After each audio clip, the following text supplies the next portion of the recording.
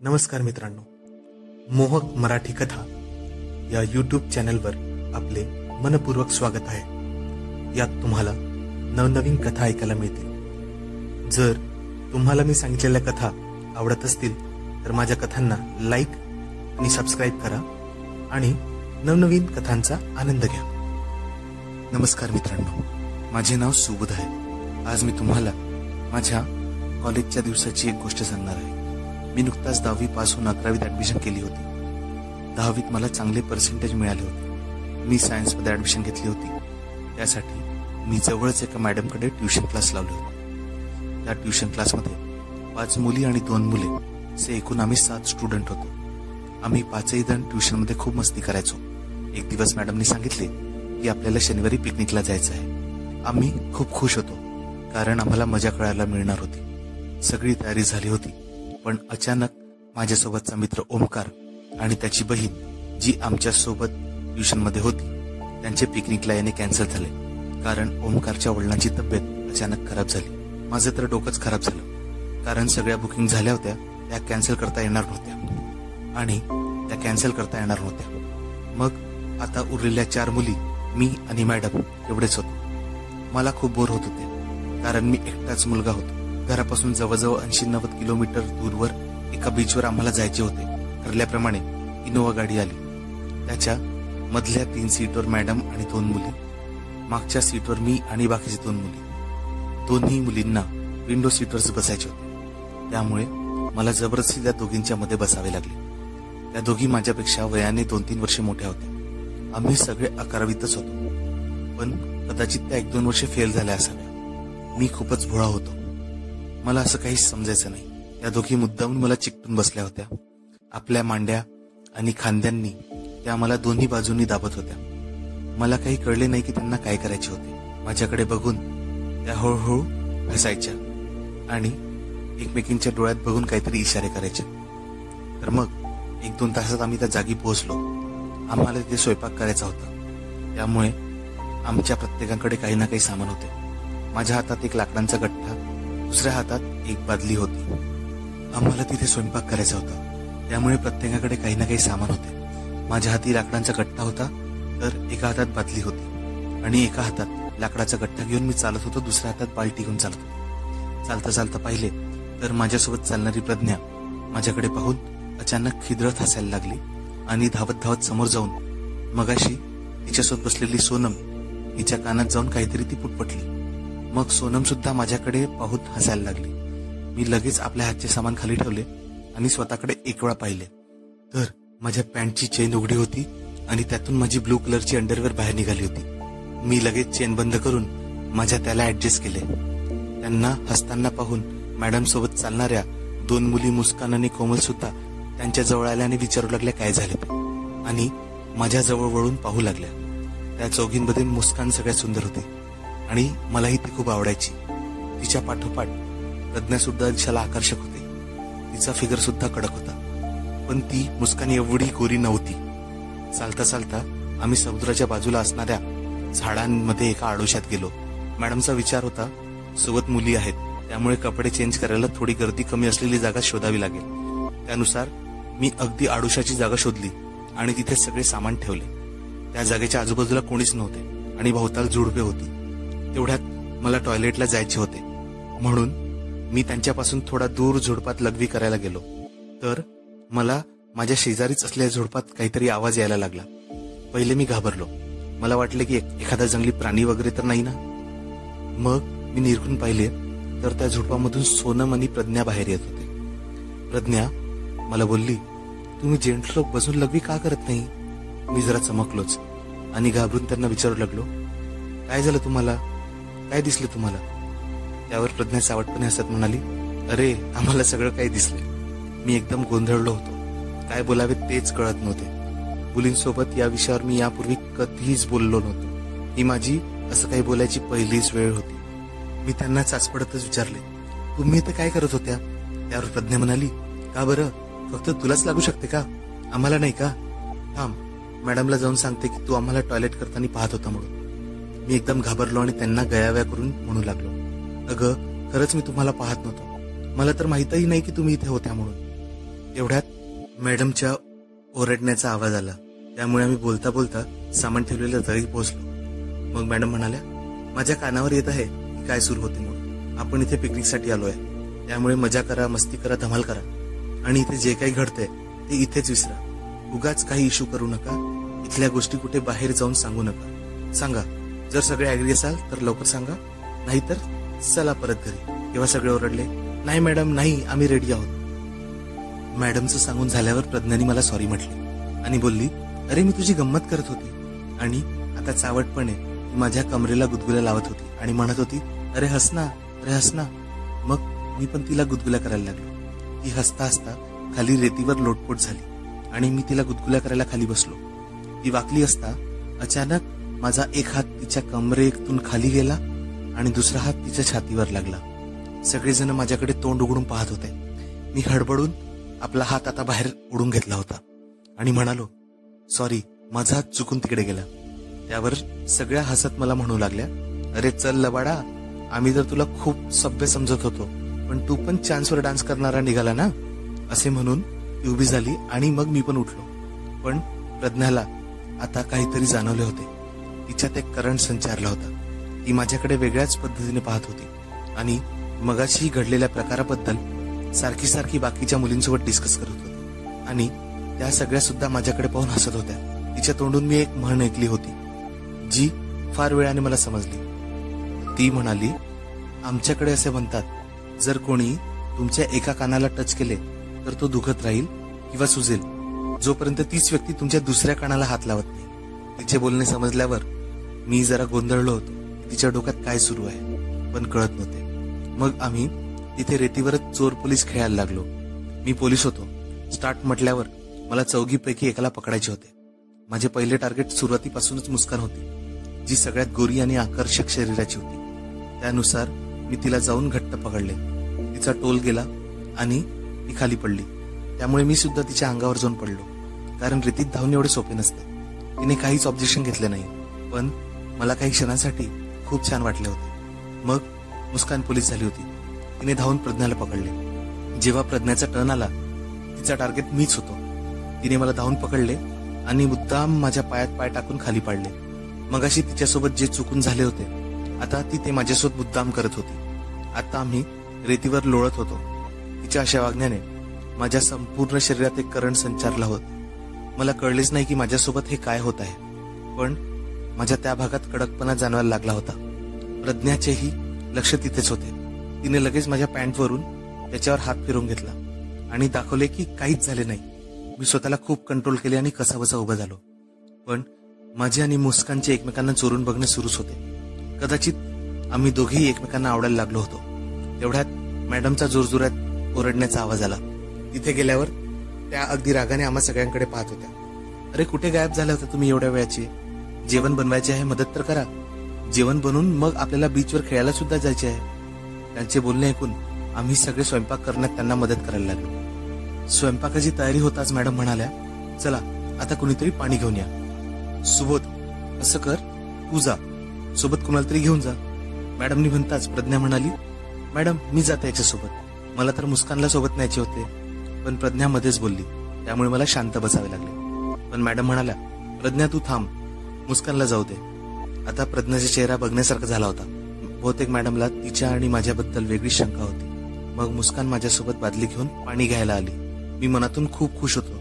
कदाचित मुस्कानही खुश होती. थोडा दूर आल्यावर ती मला म्हणाली, तुला प्रज्ञा खूप आवडते ना? तिच्या प्रश्नावर मी अवाक राहिलो. तुला कोणी सांगितले? ती बोलली, ती तर अशीच दाखवते आम्हा सगळ्या मुलींसमोर की तुमच्या दोघात काहीतरी सुरू आहे. त्यावर मी स्पष्टपणे बोललो, असं काही नाही, ऍटलिस्ट माझ्याकडून तर नाहीच. त्यावर ती बोलली, अच्छा मग कोण आवडतं तुला? एवढं बोलून ती थांबली. मी तिच्या डोळ्यात पाहून बोललो, खरं सांगू मला कोण आवडतं? कुणाला सांगणार तर नाही ना? ती अगदी कॉन्फिडंट होऊन म्हणाली, नाही खरंच नाही सांगणार कुणाला. असं आहे तर ओके.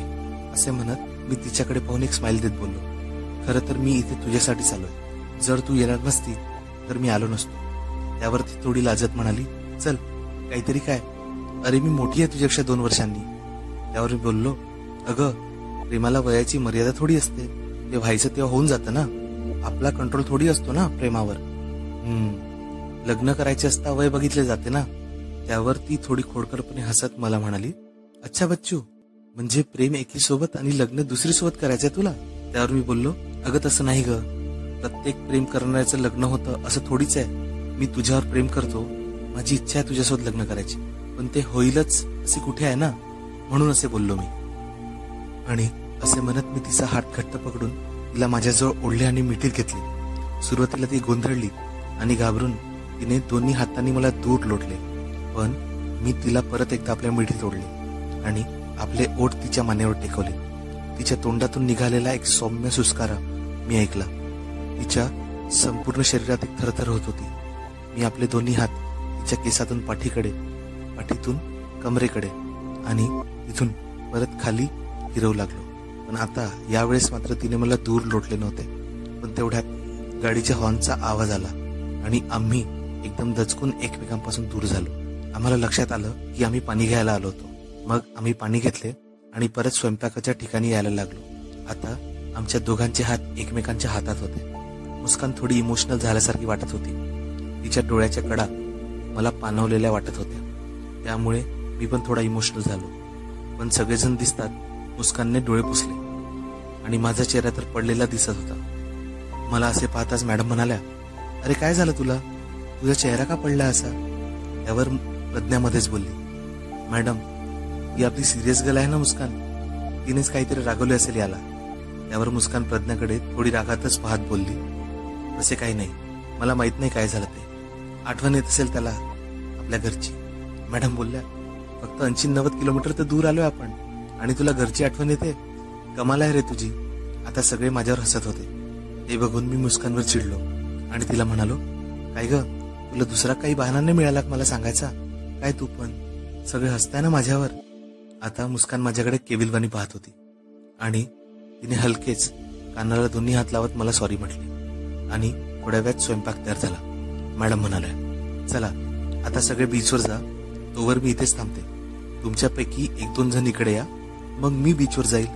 त्याप्रमाणे आम्ही सगळे बीचवर गेलो.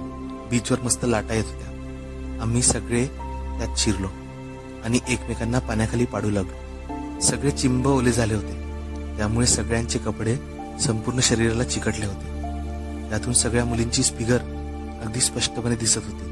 माझे पूर्ण लक्ष फक्त मुस्कानकडे होते आणि तिचे माझ्याकडे. तिला असे पाहताना माझा स्वतःचा ताबा सुटत चालला होता. प्रज्ञा अगदी मुद्दाम मला मागून पुढून चिकटायचा प्रयत्न करत होती. मी तो पण चान्स सोडला नाही, पण मला आता जास्तीत जास्त वेळ मुस्कानसोबत घालवायचा होता. मी मुस्कानकडे पाहून आपले डोळे मिचकावत होतो. बहुतेक तिलाही तेच हवे होते. तिने सर्वांना ओरडून सांगितले, मॅडम बोलल्या होत्या की कोणीतरी थोड्या वेळाने परत या, तर मी जाते. सोबत एक काम कर, तू चल माझ्यासोबत. प्रज्ञाला कोणत्या हालतीत मला मुस्कानसोबत जाऊ द्यायचे नव्हते, त्यामुळे ती मध्येच बोलत कोमलला बोलली, एक काम कर कोमल, तू जा मुस्कानसोबत आणि सुबोधला इथेच राहू दे. तिचे बोलणे ऐकून मी आणि मुस्कान दोघांनाही तिचा बराच राग आला होता, पण आम्ही तिथे तिला काहीच बोलू शकत नव्हतो. पण नेमके असे झाले की कोमल म्हणाली, नाही नाही, मी नाही जात मुस्कानसोबत, मला इथेच पाण्यात खेळायचे अजून थोड्या वेळ. ती सोनमला म्हणाली, असं कर सोनम, तू जा. पण सोनमही जायला तयार झाली नाही. मग शेवटी प्रज्ञाचा नाईलाज झाला आणि तिला काहीशे निराशेनेच मला म्हणावे लागले, कुणीच जायला तयार नसेल तर सुबोध, मला वाटते की आता तूच जायला पाहिजे. मी मनातून अगदी खुश झालो आणि मुस्कानही, कारण आम्हा दोघांनाही तेच हवे होते. मग आम्ही खुशी खुशीत मॅडमकडे जायला लागलो. मॅडम म्हणाल्या, अरे तुम्ही असं करा, इथेच थांबा, मी येते अर्ध्या तासात. मॅडम गेल्यावर आम्ही तिथे चटईवर बसलो होतो. बसल्या बसल्यास मी आपला हात तिच्या मांड्यावर फिरत होतो, कारण कोणी आसपास नव्हते आणि झुडवामुळे आळसाही होता. मग मी हलकेच मुस्कानच्या गालाला किस केले. मुस्कान यावेळेस काही लाजली नव्हती. थोड्या वेळात आम्ही दोघेही एकमेकांच्या मिठीत होतो. आता आम्ही दोघेही बोलण्यात वेळ न घालवता एकमेकांचे ओठ एकमेकांवर ठेवून चुंबनांचा वर्षाव एकमेकांवर करत होतो. असे करताना माझे हात अलगद तिच्या शरीराच्या तार चढावांवर फिरत त्यांना फील करत होते आणि हळूहळू माझे हात आपला दबाव वाढत होते. माझ्या अशा केल्याने मुस्कान आणखीनच चेकाळली होती, तर तिने आपले दात माझ्या खांद्यावर रुतवले, त्यामुळे मी सुद्धा उत्तेजित झालो होतो. आता मला मागे पाहायचे नव्हते. त्यानुसार मी तिचे दोन्ही हात वर करून तिला टॉप काढायला सांगितला. ही मला थांबत म्हणाली, अरे कुणी पाहिलं तर. तिचे बोलणे मला खरोखर पटले होते. मग मी एक छोटी मॅट घेतली आणि बाजूच्या झुडपात आम्ही दोघेही गेलो. तिथे मॅट टाकून आम्ही तिथेच बसलो आणि आमचा खेळ परत सुरू झाला. आता आम्ही दोघेही पूर्णपणे उत्तेजित होतो, त्यामुळे कोणताच अडसर नव्हता, न लोकांचा ना कपड्यांचा. मग मी तिला लेटवले आणि माझ्या ओठांनी तिला परमोच्च सुखाचा आनंद दिला. माझ्यासाठी आणि तिच्यासाठी हा पहिलाच अनुभव होता. मी आजपर्यंत फक्त CD आणि मॅगझिनमध्ये पाहिले होते, पण प्रत्यक्षातला आनंद वेगळाच होता. मग आता तिची पाळी होती. तिने पण मला त्याचप्रमाणे खुश केले. त्यानंतर आम्ही पुढच्या खेळायला लागलो आणि पुढचे 20-30 मिनिटे आम्ही एकमेकांना तृप्त करण्यात घालवले. तेवढ्यात मुस्कानचे लक्ष मागे गेले आणि तिने मला जोरात ढकलले आणि किंचाळली. मी मागे पाहिले तर प्रज्ञा आम्हाला बघत होती. आमचा सगळा खेळ पाहून ती कमालीची उत्तेजित झाली होती आणि आपली हात आपल्या तिथे फिरत होती. तिने मला पाहताच मुस्कानला म्हणाली, अरे लाजू नका, तुम्ही निघाले मला तेव्हाच समजले होते की तुम्ही पुढे काय करणार आहे, म्हणून मी तुमचा हा सगळा खेळ चोरून पाहत होती. काही हरकत नाही, मी मॅडमला काहीच सांगणार नाही, पण माझी एक अट आहे.